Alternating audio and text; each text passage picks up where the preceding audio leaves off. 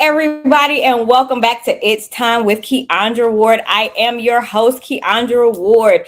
Last series, we talked to Mr. and Mrs. Claus. We talked to a realtor. We talked to Kalia Lene from season 17 of The Voice. And we're starting a new series starting today, and I'm excited. It's centered around health and wellness. As most of you know, I've had some health challenges with my high blood pressure, being a caregiver. Stressors have literally caused that. And I reached out to a real good friend. I ain't even gonna call her my friend. That's my sister. That's my girl. I reached out to her because that's her world. And who best to help me facilitate this series, talking to professionals in the health and wellness industry, but Michelle Green Rhodes. And I'm going to let her tell you guys who she is, because I feel like people, all of my guests, I let them share who they are and what they do and how they do it better than I can, because I probably know a tidbit of what she does. And I've been able to experience her, and I'm excited to be able to introduce her to the world and what she's doing, because she is making a huge, y'all hear me? Huge. I'm gonna say it again. Huge, dynamic impact in the health and wellness industry, and those who support that industry, and those practitioners and service providers in the industry. So let me go ahead and bring her up. Hey, how you doing? Hey, happy. I'm good. How are you? I am well. Coming off of vacation, so a little bit discombobulated, but we are getting there. I tell people now, like, one of my coaches says, "Done is better than perfect," and I'm like, yeah, we're gonna pull on that one today.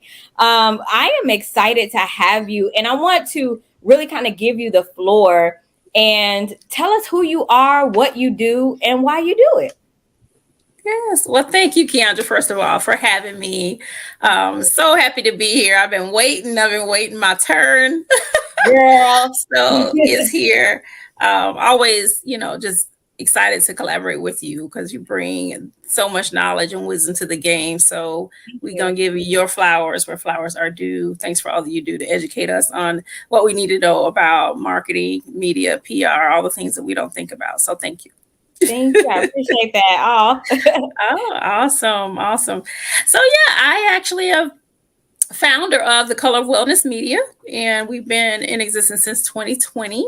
I've been an entrepreneur and a nurse for 25 years. Let's start there. 27. But before the media company, was coaching, speaking, and authoring multiple books. But it was during the height of COVID that I pivoted, like many other people, found a higher purpose, higher calling.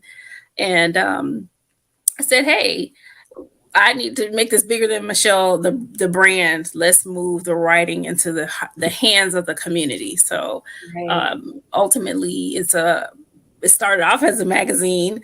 So we're proud to be the first Black wellness magazine by Black nurses.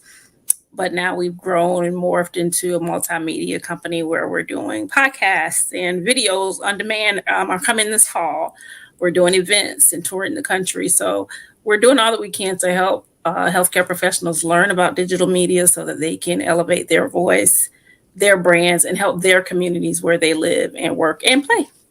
I love that. And why is that important? Why do you feel that it was important to start a magazine for this community? And just the importance of it. Yeah. It again stemmed from COVID. So I'll tell you, the why is rooted in the death and mortality rates that we saw during the height of the unprecedented time that we have never seen before. Right. But it showed us a lot of things, right? It showed us at the end of the day, it showed Black people how sick we were. We died at 3 times the rate of any other race. And I was sitting here at this computer working on my personal brand when I heard that statistic, and it stopped me in my tracks. So every 3 people that died, it was, the third person was Black.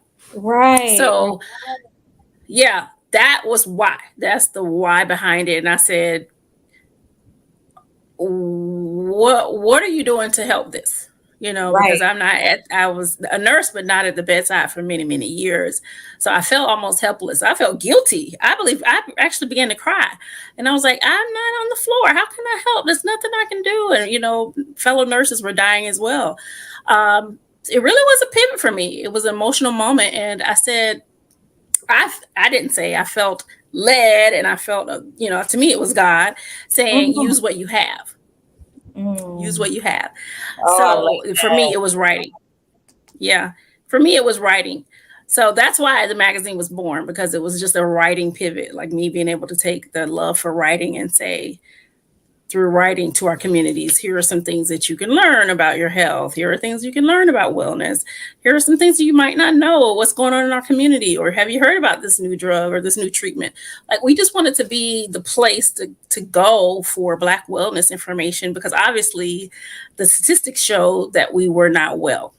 And we know that stems from a lot of different factors go behind those numbers. And so we wanted to be the place to talk about that and have that conversation. And where can people find the magazine? Let's go there first. Yeah. colorofwellness.co. And the magazine, is it for just people in the industry? Is it for a lay person like myself? Like, who is the market for it? Yeah, it's for the layperson. So it is for the everyday consumer. Specifically, Black families are our target, I will tell you. But the information is consumed by all families. But it is targeted. That's our target market, is to say, here are things for Black men. Here are things for Black women. Soon, hopefully, we'll have a pediatric series starting. So we want to tackle the Black family and what are we doing to stay well. But yeah, that's our target market, and it's a digital magazine that's released every month. I absolutely love it. I mean, I've been a fan for forever, and I'm excited about what you guys are doing, because I really think that it's important.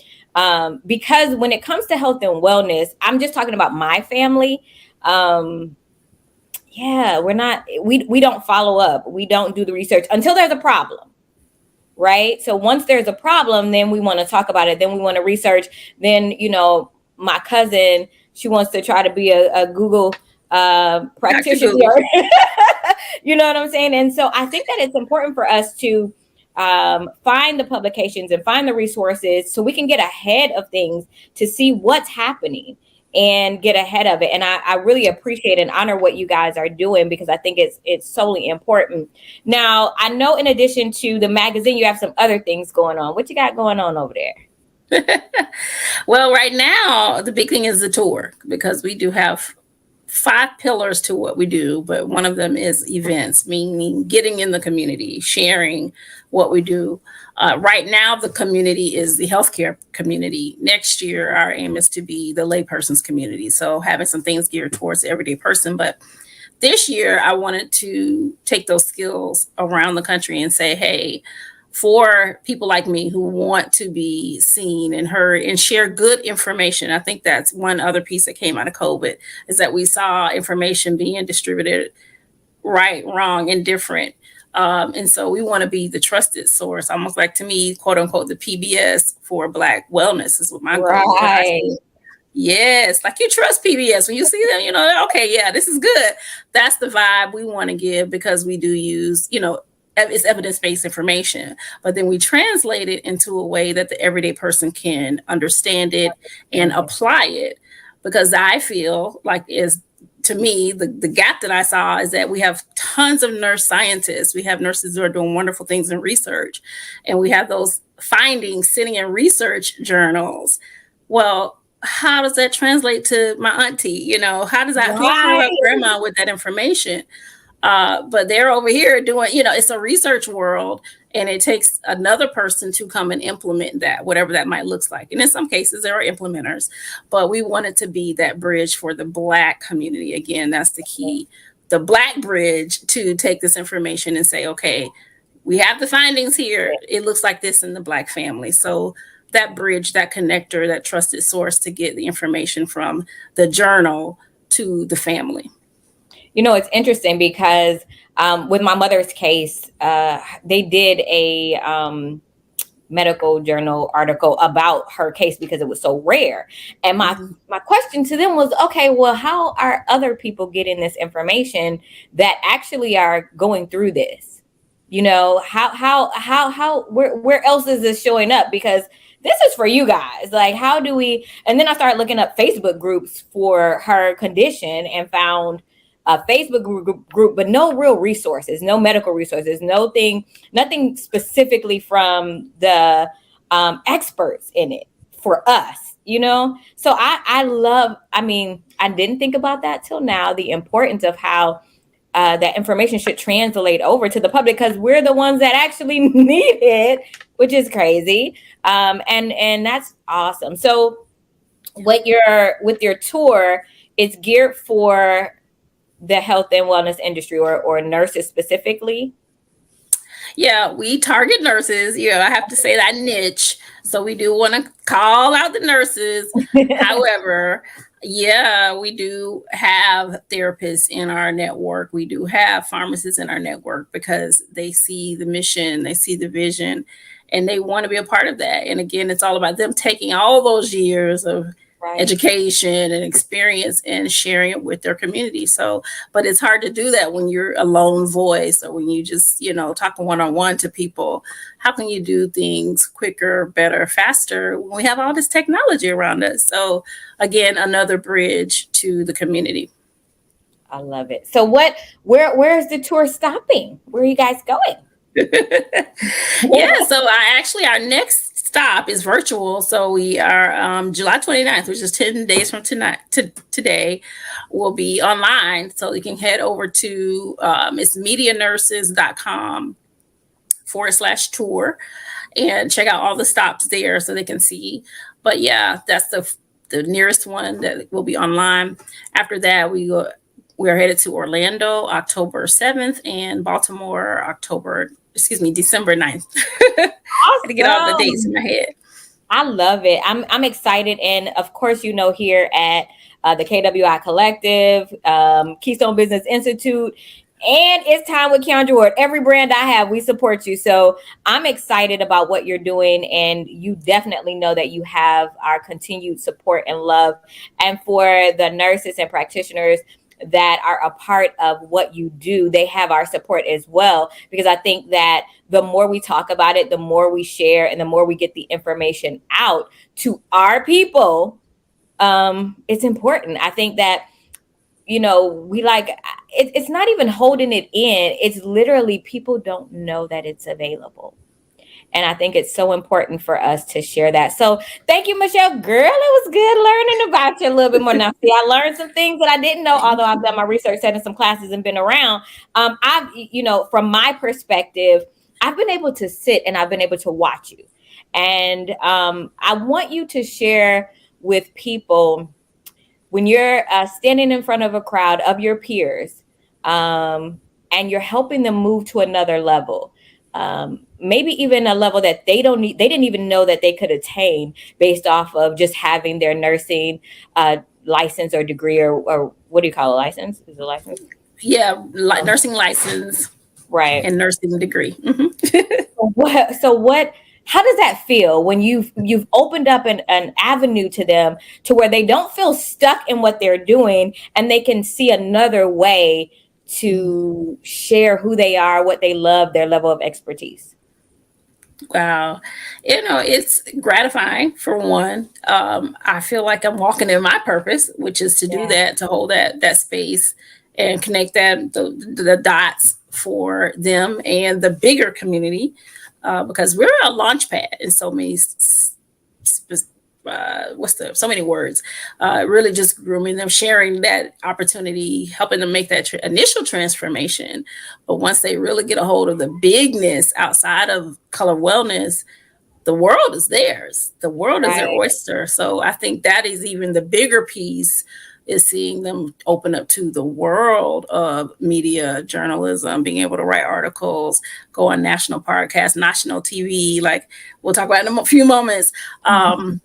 That is where, to me, the bigger impact is, because now we're global. So it's has the opportunity to be a global phenomenon and have global impact if people would open up their eyes to the vision. Oh, they're going to open it up because we're going to make sure they get it. I love it. I love it. So today, well, in the next couple of weeks, you are my co-host. Yay! I'm excited. So, it didn't make any sense to do this and not have an expert on as my co-host. We just randomly asking questions. No, I need to ask the right questions to the right people. And I thank you for your yes for that. And so there were a couple of people that you had reached out to and talked to.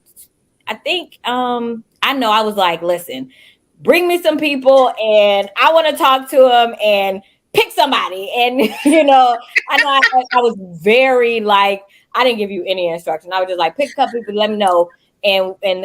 But I always know when I do it like that, I allow God to move. And he brings the right people at the right time for what we need. And so our guest today, the topic, I was like, yeah, so needed for me. So if I'm down here like asking questions and pretending like I'm in a consultation, yeah, don't charge to my heart. But I'm excited, and I want to give you an opportunity to introduce her and to share just a little bit about how you guys came into contact and connection, and then we'll bring our guest up. Okay? Absolutely, proud to do it. All right. Well, look at that, y'all. Look at God. I'm so proud and so honored to introduce our guest, Miss Yvette Palameke.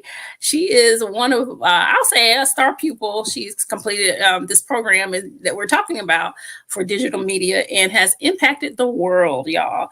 Let me just tell you, she is an author of her book. I'll let her tell about the book, but her area of expertise is stress management. So that's probably what Keandra was alluding to. I think we all could use a little bit of stress management right now. So she's authored a book in regards to that. She has trained employees in the workplace on stress management.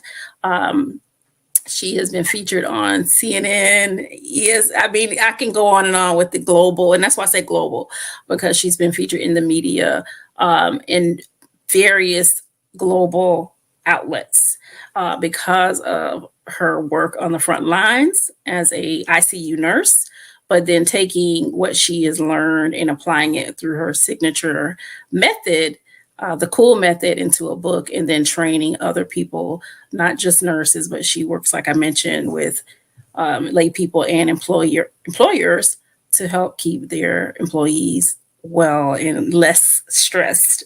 So I am proud to introduce to you our guest for today, Miss Yvette Palameke. Good afternoon. Hi, good afternoon. Welcome. Hi, thank you so much for having me. And I don't know if I should say this, but I'm listening and I have tears coming down my face, and I'm really sorry. Oh, I saw it in the green room. I was like, oh, I'm really sorry. Well, Keandra and we can carry it till we get it, because this is, when you asked me earlier, Keandra, about the question you just asked me about the effects when you're in front of your peers and they get the vision. This is what the end result looks like. It looks like this wonderful person who opened her heart to beyond the bedside. She loves bedside, but she saw a bigger calling and said, Michelle, I want bigger as well. I want to be that media nurse. I want to share what I've learned with the world. And guess what? She spoke it, and she's been seen across the world. Oh, welcome, Miss Yvette. So let me ask you, why are you crying? What are the tears for? What are the tears for? So I'm backstage and I'm just listening to the intro because, of course, I'm trying to just kind of get a lead into, our topics and what we're talking about today. And she's speaking about me with so much pride. Yeah. And, I'm listening to her about how gratifying this experience has been for her. And I'm thinking it's the same for me. But I think I've told her this before, too, that, listening to Michelle speak about me. And I know she does this, even though even when I'm not in the room. I don't even know if she was listening or not, but even when I'm not in the room, I know she goes to bat for me. Right. I know that that my name in her mouth, she speaks with authority, she speaks with conviction, and it shows. And this is the product of this. This is the product of me showing up, her showing up for me, and it just hit different. That's all. Oh, I love that. I love that.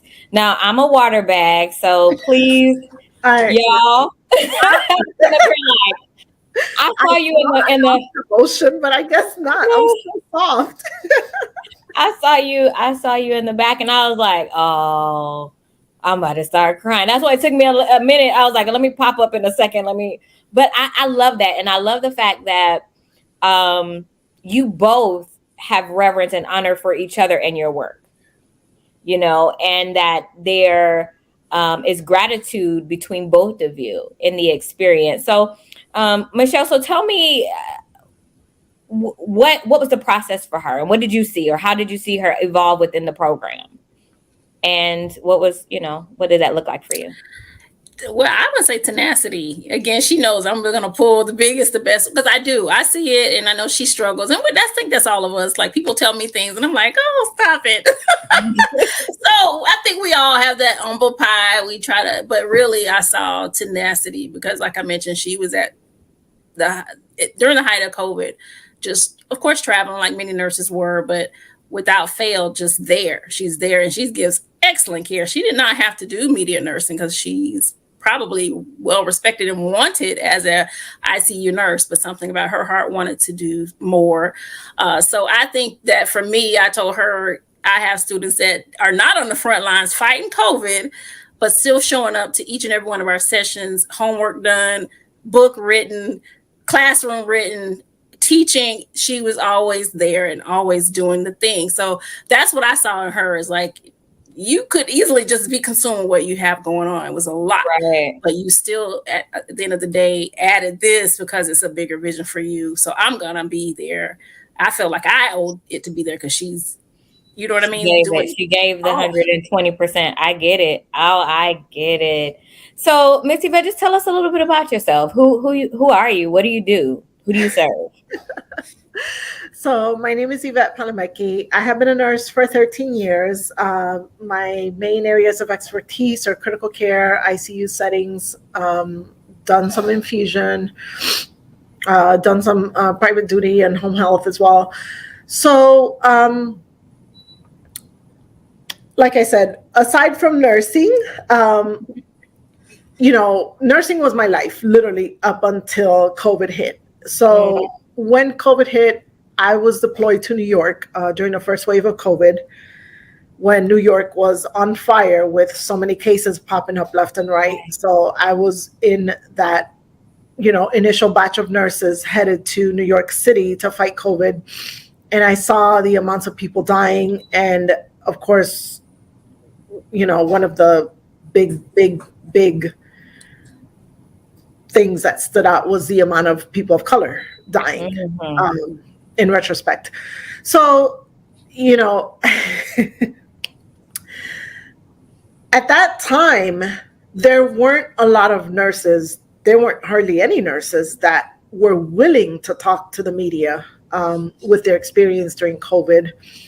And so I had been following Michelle for a while now, and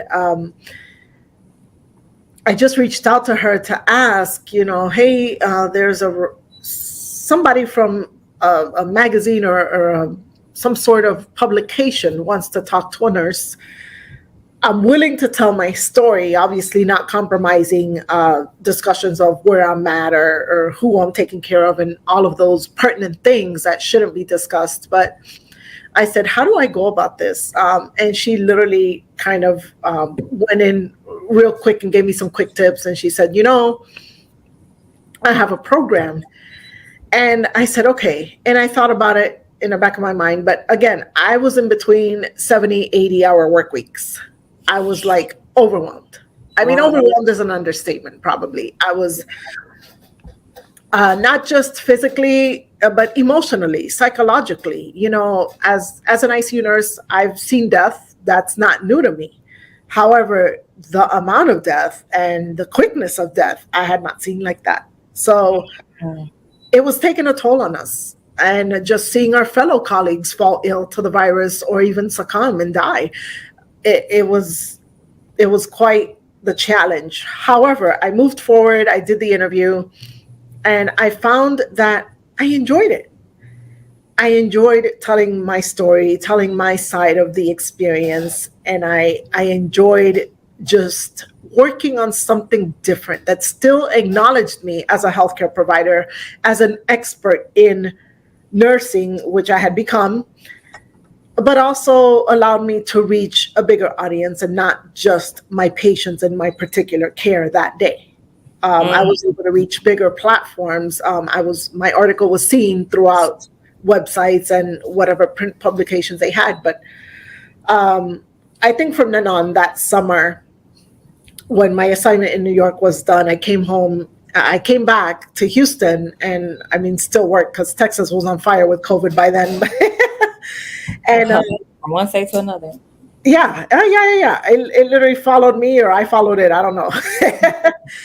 And I said, Michelle, I think I'm going to go ahead and move forward, because by then she had spoken to me about the opportunities, which I had never even thought about, being a nurse writer, a nurse speaker, a nurse, anything but a nurse. That's what we're conditioned to think. However, she broke it down to where I saw I was more than just a nurse. I was an expert. I was no longer just a nurse. I was an expert. I was an authority in my field, and I now was able to pivot and market myself that way. When she made me look at myself that way, and it was like that moment, like, oh, and this is what people can do. And I looked around, and there were we could probably count on one hand how many nurses in media there were at that time, or that had been featured in publications, besides research, obviously, because that's what we do. We're science driven. So, we write for research all the time, but in terms of, publications and TV appearances for lay audiences that are not medical, there weren't really a whole lot of nurses at all. Right. So I said, this literally just opened the floodgates, because why wouldn't you want a nurse talking to you during COVID? Why? If nursing is really the most trusted profession, why aren't there more trusted professionals on the screens, right? Right. Yeah. Oh my goodness. So I have so much. I'm like, first of all, thank you for your service. Thank you for what you've done, and thank you for the sacrifice that you made, because I don't think that people realize that it is a sacrifice. You have a family, you have a life, you're sacrificing your life for others. And so I appreciate that. I honor you, and I thank you for that. I think that we need to establish. Emotional again. I'm sorry. I have friends that are first responders. I have friends that are, and I see it from a different light. My sisters are nurses. My aunt is a nurse. My daughter wants to be a nurse. So I look at this from a different light, in that aspect. And first of all, I think that it's important to thank you all for the service that you provide, because you are, even you have to think about it. You went from Houston to New York in the heat, risking, because that's a risk, because now it was a risk. I'm at home, washing. Everybody was at home. I ain't let nobody in my house, it's serious. Like, you can't go out, you can't come in. And here you are having to care for those who are, directly affected by it. And so we appreciate that. So Michelle, I'm gonna turn it over to you. Are there any specific questions that even you have for her that maybe you haven't asked her yet?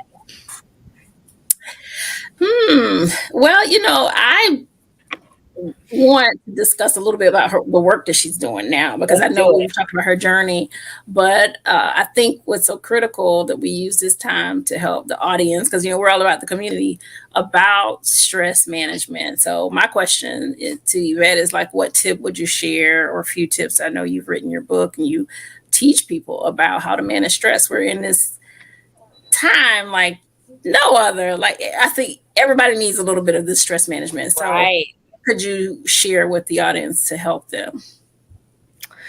Well, I think for starters, when it comes to stress management, it's important for everyone to realize that stress looks, triggers, and manifests differently in each and every one of us.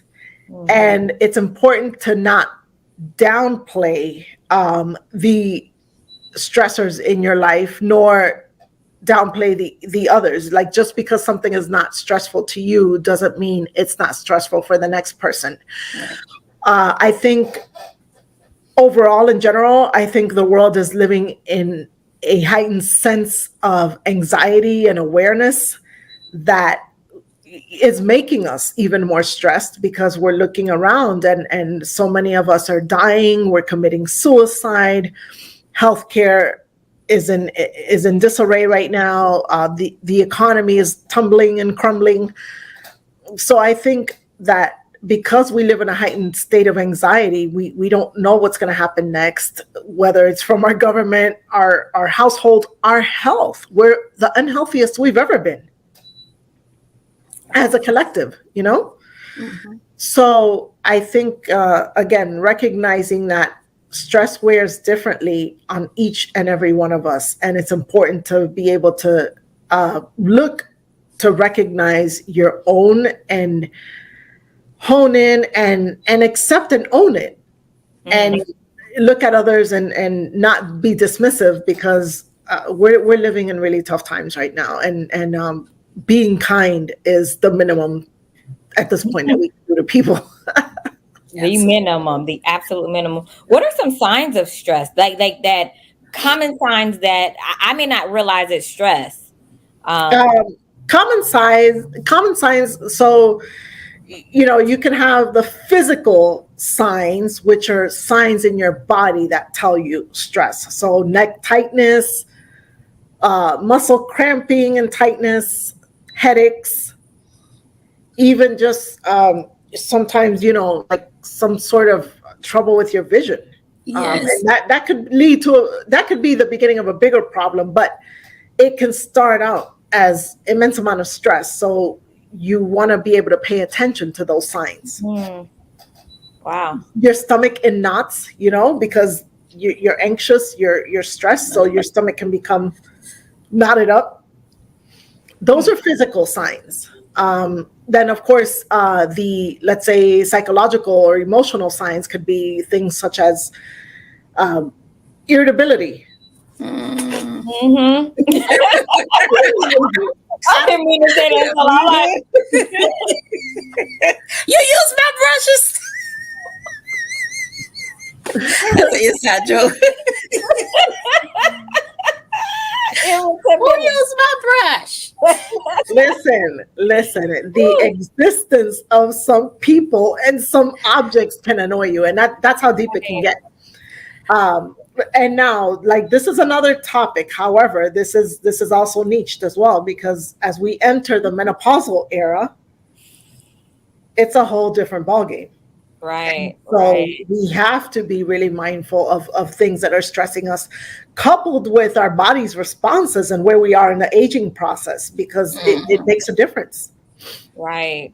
So you can be going through menopause, be naturally stressed, all at the same time. All at the same time. Oh, wow.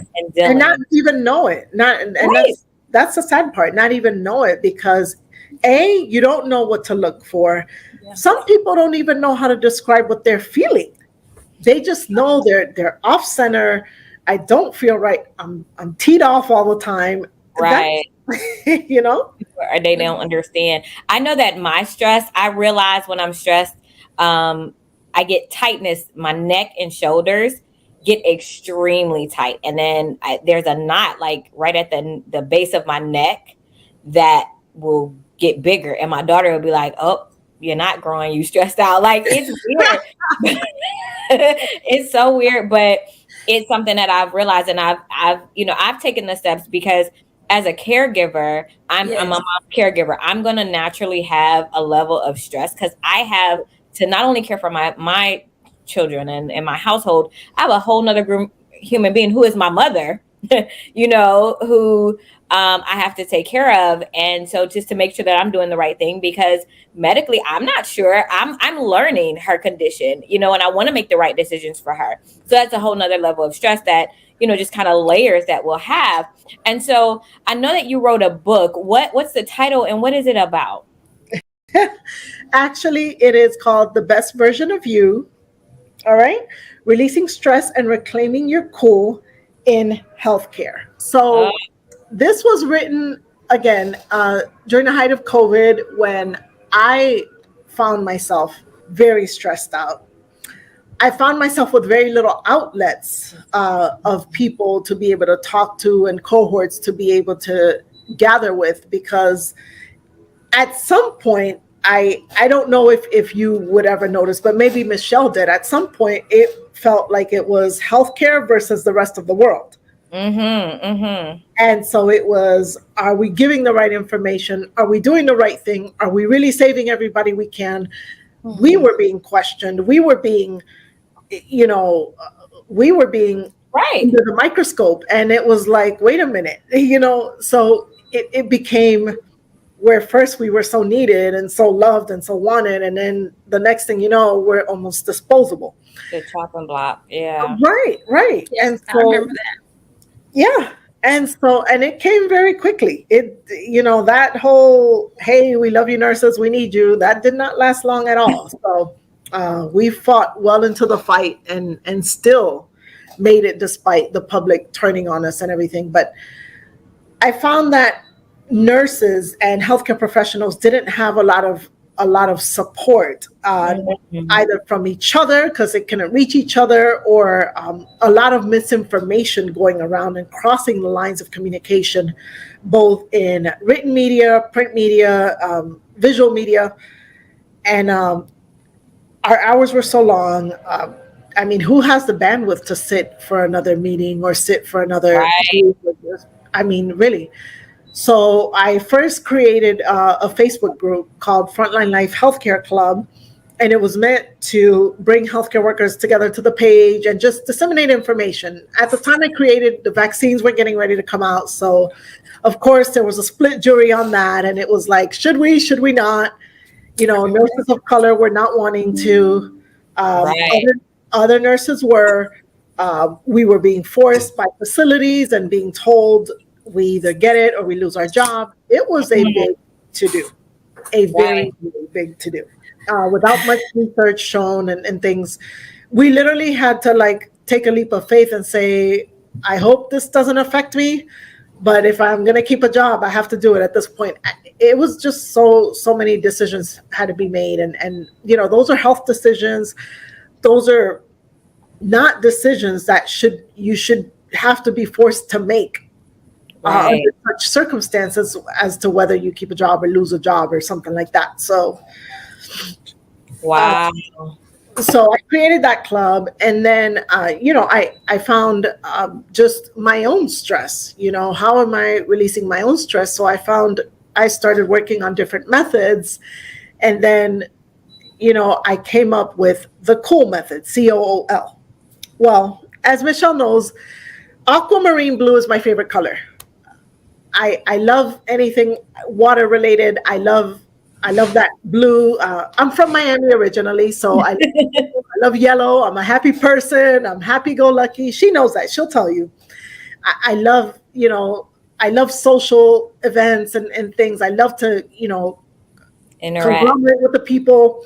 And so I came up with my branding colors, and I said, I'm going to go ahead and put this book together and put this 4-step method together, and I turned it into a book.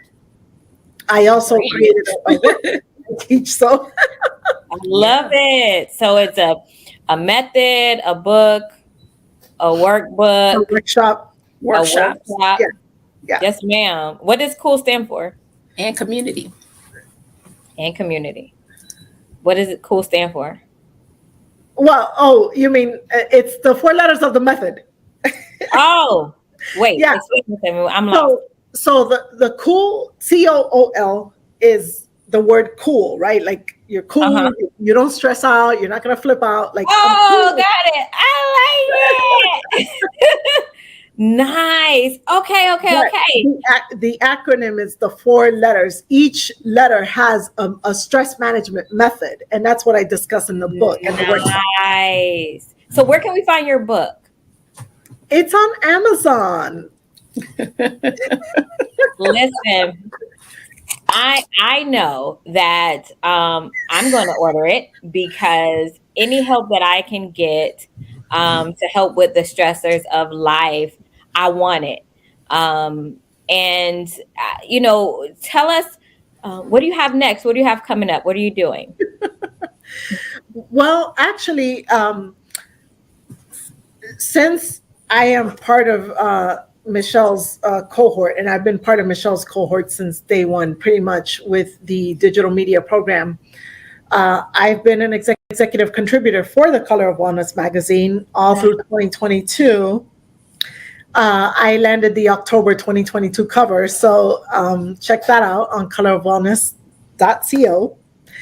So I am going to be also attending the media tour, and I will be part of the video team that will come out with video segments later on this year. Yes. Yes. Love that. Congratulations on all of your success and the things that you do. And thank you for, with all that you do and all the experience that you have, understanding and realizing that stress is a very important topic for people to learn how to understand and manage.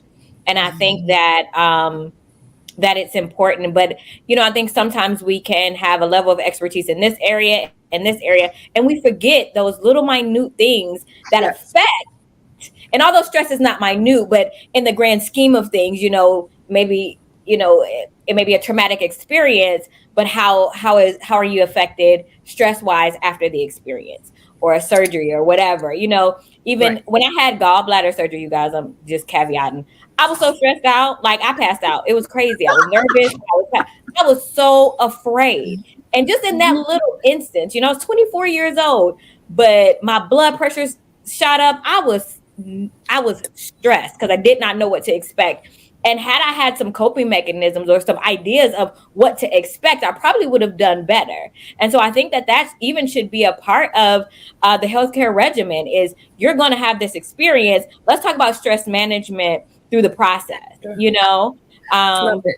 I agree with you 100% because a lot of us, unbeknownst to us, are ill prepared for stressors of that magnitude, especially in healthcare. And that's what COVID showed us. As healthcare providers, of course, we weren't ready. We've never experienced that. Nobody's going to be able to brief us on that because nobody in their lifetime has experienced a pandemic before. Right. Everybody that was here for the flu pandemic in 1918 or whenever that happened, they're pretty much gone.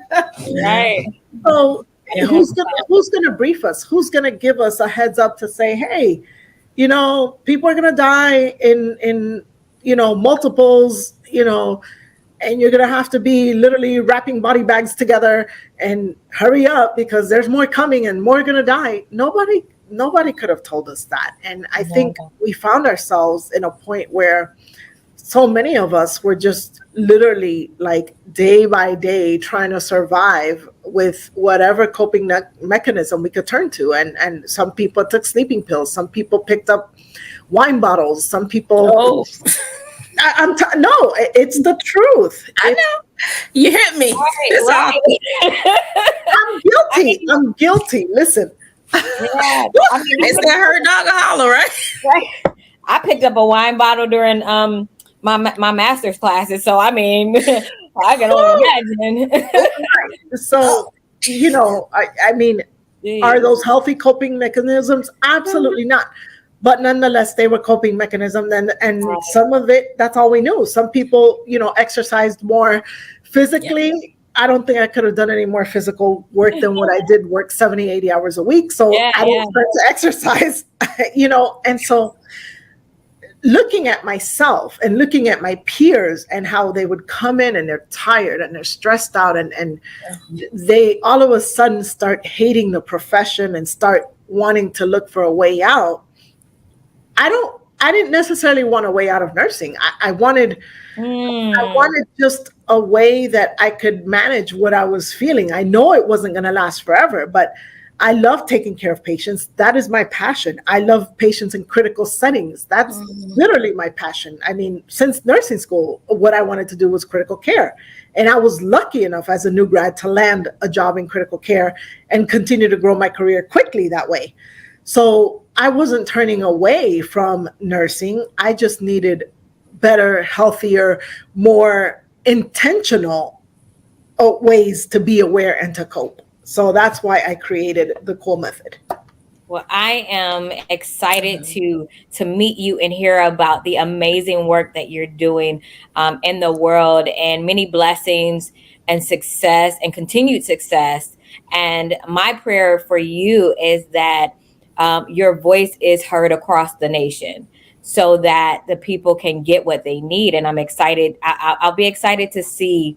I'll be watching. And I'll be excited to see where that goes, because I think it's important, and I think that you have a valid and strong, needed and nurturing voice in the world today, and it just needs to be out there. So I appreciate you and I thank you. Before we close out, tell us where we can find you. Do you have a website, social media? I do. My website is frontlinelife.co. So like the front lines, Frontline Life all together, .co. Social media would be Instagram, Frontline Life, Facebook, Frontline Life, Twitter, Frontline Life, and LinkedIn, Frontline Life Media. Let's see, the book on Amazon. And don't forget the mastermind. She actually has a mastermind she's opening up for 6 leaders. I've been wanting to say this, but I'm like, okay. It's 8 you holding out on us, Miss Yvette, huh? I mean, hello. Yeah, there's so much. I was waiting for her. Like, I gotta say it. I'm just so excited for her. She's opening up space for leaders who need stress management. So it's an 8-week mastermind. I'm so excited. Yes. So make sure y'all get in touch with Yvette so the leaders out there can have a safe space. Yes. They can learn and they can mastermind together. Yes. Congratulations. Absolutely love it. Now that is needed. Okay. Especially for leaders in the space of leadership, a lot of times we don't go looking for help. Right. We just deal. Right.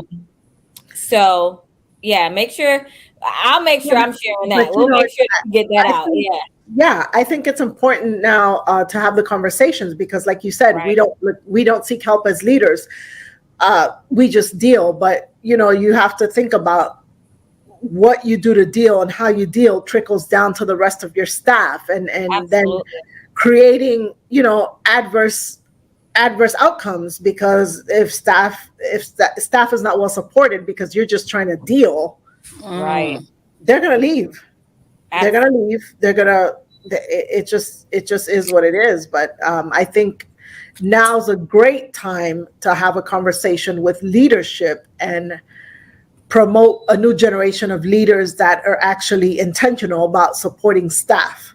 Yep. I agree. And we'll make sure that you'll be able to find all her information below as you see it scrolling. Make sure you grab that information and connect with her and reach out to find out about the mastermind, the book, and the services that she offers to help around stress management. No matter where you are in life or business, there's a level of stress that you're going to have, and it's going to be mandatory. I believe that it is mandatory, not even going to be, to have the appropriate resources to be able to manage it, because life is lifing and stress is stressing. And I don't see, I don't know. We never know. We didn't know COVID was coming in. Look, so let's It's not getting any easier. It really right, isn't. And so I think COVID showed us that we really need to be prepared in all areas prepared, of life. It's right. just Here in Florida, we prepare for hurricanes all the time.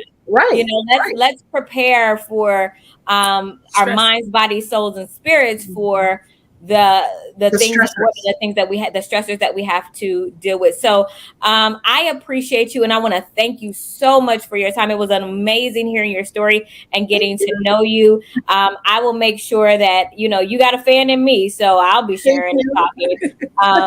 And hopefully I'll be able to connect. I may jump in that leadership. We'll see what the dates are. As a leader and and having a staff myself, I think it's important Yes. that Yes. we just, we look at life a little bit differently now. So thank you for your time. I'm going to let you get back to life. I appreciate you. Thank you so much. Life is lifing. Life is living, girl. Bye. Thank you so much. Ooh, oh my gosh, Michelle G is amazing.